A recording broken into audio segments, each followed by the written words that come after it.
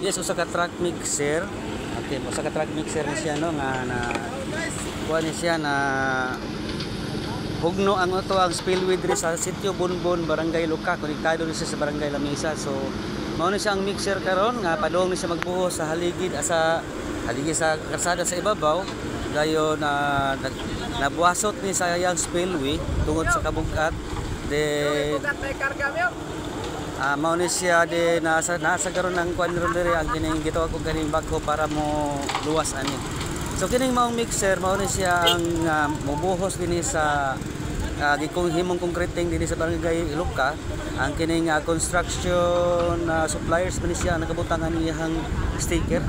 So ako kailangan ni ko kinsay kuan gidani ka tinod na tagiya.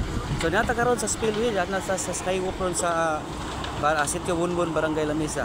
Okay, salamat mga friend.